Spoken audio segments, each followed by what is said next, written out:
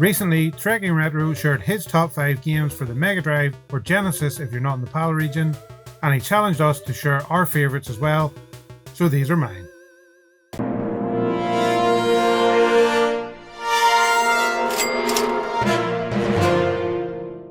Obviously these are my personal top 5 games I've played, so my list will no doubt differ from your choices, but I'd like to hear your favourite games, so please share them in the comment section below, or even make a video response for yourself. At number 5, it's going to be Wiz and Liz, The Frantic Wabbit Rescue.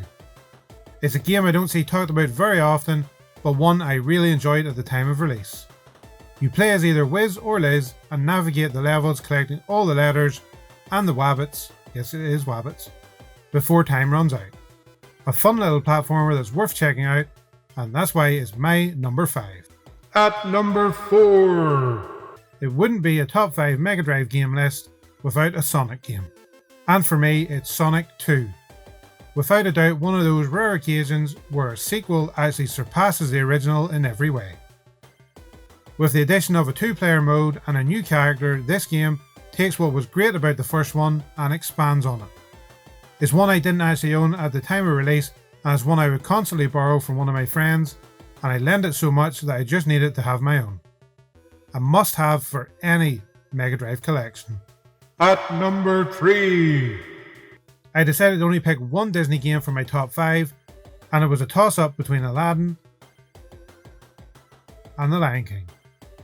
And for me, I had to pick The Lion King, a tough as nails platformer that was made intentionally harder in the second level, just so you couldn't beat it in a weekend while renting it. A crazy strategy, but ultimately, it worked. A great game from start to finish, frustrating as hell, but well worth picking up.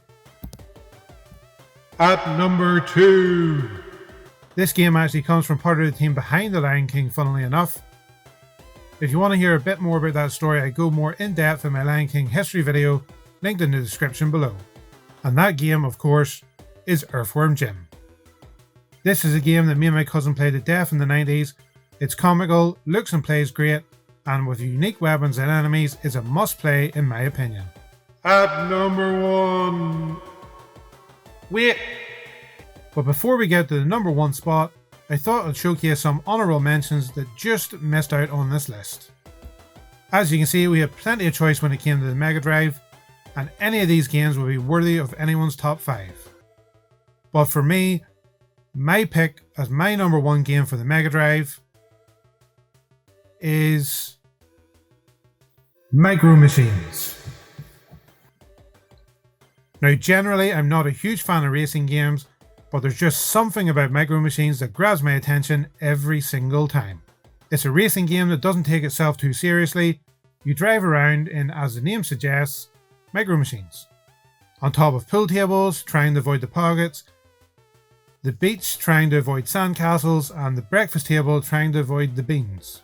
It's honestly just such a random assortment of levels, vehicles and characters that you'll no doubt enjoy. Connect another controller for some 2-player fun as well. Now, like I said at the start, this isn't the typical top 5 that you would normally see, but that was the point of this response. There's so many good games for the system, and it's honestly hard to pick a top 5, and it changes over time, but right now, this is my top 5 for the system, and I think if you tried any of these games, including the honourable mentions, you'd absolutely find something to enjoy. Now, like I said, please leave your top 5 games in the comment section below, or make a video response for Trekking Retro as well. I'd love to hear what games I'm missing out on.